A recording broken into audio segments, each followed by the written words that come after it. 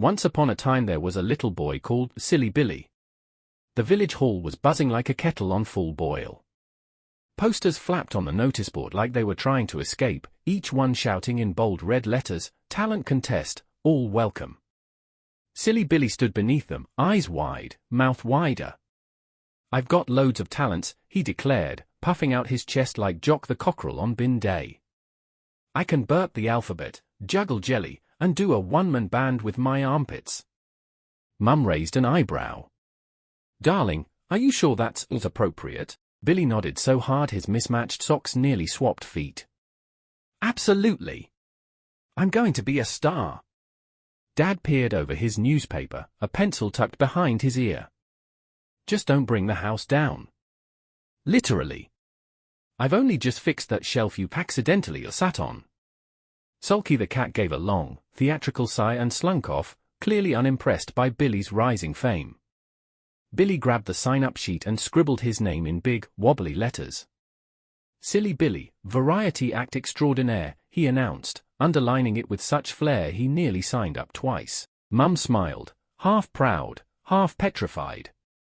"Well, if you're going to make a spectacle of yourself, at least wear clean pants."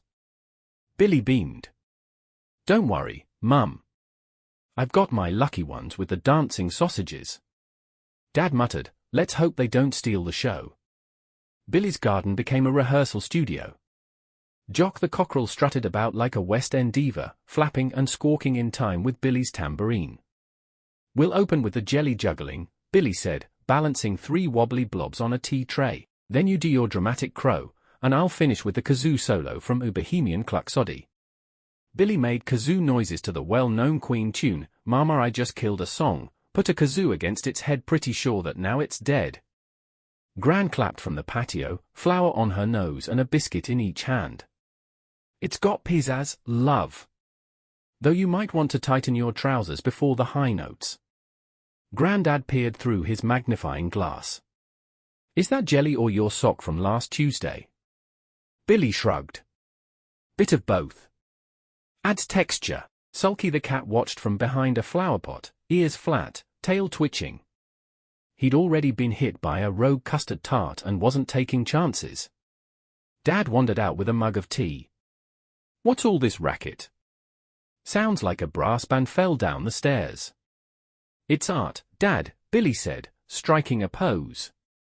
"We're expressing ourselves." "Looks more like you're undressing yourself," Dad muttered, eyeing Billy's slipping dungarees. Jock crowed dramatically, knocking over a bucket of glitter. It exploded like a disco sneeze. "Perfect!" Billy cried. "We'll call it the Great Glitter Foul." The village hall was packed tighter than Gran's Christmas pudding. Bunting fluttered, chairs creaked, and the air smelled faintly of jam tarts and anticipation. Billy peeked from behind the curtain, his sparkly cape catching the light. "Ready, Jock," he whispered. Jock fluffed his feathers. "Let's ruffle some tail feathers." The curtain rose. Billy burst onto the stage, juggling jelly with the grace of a startled octopus. One blob flew into the audience, landing with a splat on the vicar's lap. "A little taste of the arts," Billy chirped.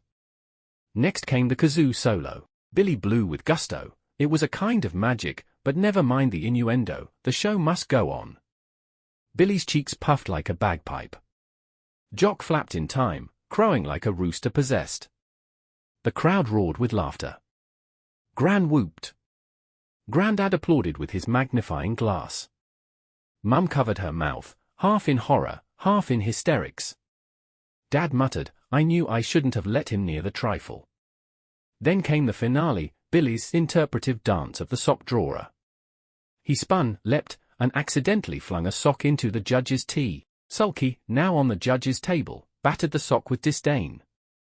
Billy beamed. "Thank you.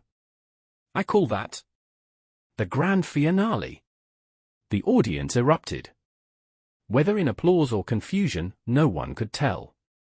After much deliberation, and a quick mop-up of jelly, the judges returned. For sheer originality, enthusiasm, and unexpected use of poultry, the head judge announced, "The winner of this year's talent contest is Silly Billy and Jock the Cockerel." Billy gasped. Jock crowed. Sulky rolled his eyes. Billy was handed a golden spoon trophy for stirring things up. It read. Mum hugged him tight. I'm proud of you, even if your act was a bit over easy. Dad chuckled. You've scrambled expectations, lad. Gran offered a biscuit. You've earned a dunk. Grandad wiped a tear. Reminds me of my own stage days. I once did a duet with a badger. Billy beamed. Next year, I'm doing interpretive ironing. Sulky groaned and knocked over the trophy ribbon. The hall rang with laughter, applause, and one final triumphant crow. And the moral of the story is, sometimes the silliest acts stir the biggest smiles, especially when you wing it.